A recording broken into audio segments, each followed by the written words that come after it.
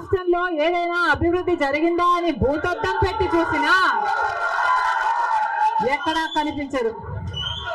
రాజధాని ఉందా? రాజధాని కట్టగలిగారా? రాజధాని కట్టడానికి డబ్బులు లేవు.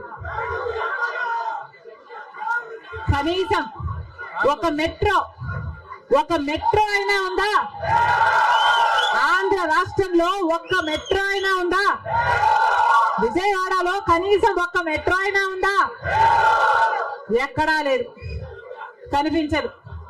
10 సంవత్సరాలలో కనీసం 10 కొత్త పెద్ద పరిశ్రమలైనా వచ్చినాయా?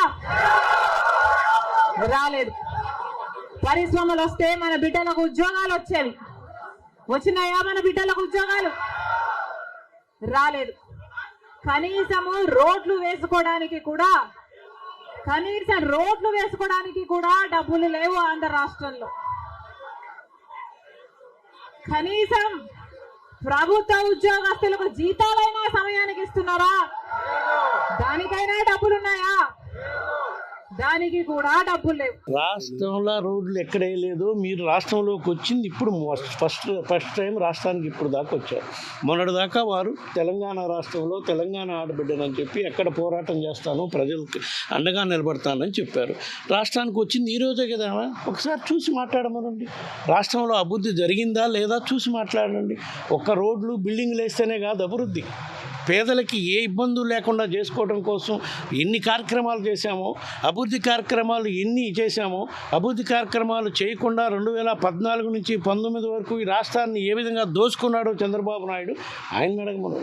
మేము అభివృద్ధి చేశాం, మీరు వస్తే చూపిస్తాం కూడా. రాష్ట్రంలో ఏ విధంగా అభివృద్ధి చేశాము, ఏ విధంగా ఆదాయ వనరులను పెంచడం కోసం రాష్ట్రంలో 10 ఫిషింగ్ హార్బర్స్ నిర్మిస్తున్నాం, 3 ప్రధాన పోర్ట్స్ను నిర్మిస్తున్నాం, ఇంటర్నేషనల్ ఎయిర్పోర్ట్ నిర్మాణం మొదలుపెట్టాం. ఇన్ని కార్యక్రమాలు చేస్తున్నాం. ఇవన్నీ చెప్పుకోవడానికి మేము సిద్ధంగా ఉన్నాం. కానీ మీరు ఈరోజే రాష్ట్రానికి వచ్చారు పక్క రాష్ట్రం నుంచి. అక్కడ ఎన్నికల్లో నిలబడలేకపోయారు, ఏ కారణం వల్ల విరమించుకోవడం జరిగింది. మీరు వచ్చారు, రండి.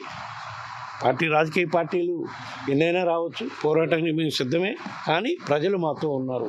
మేము చేసిన అభివృద్ధి కార్యక్రమాలు ఎవరు చేయలేదని కూడా మేము ఛాలెంజ్గా చెప్పగలుగుతున్నాం.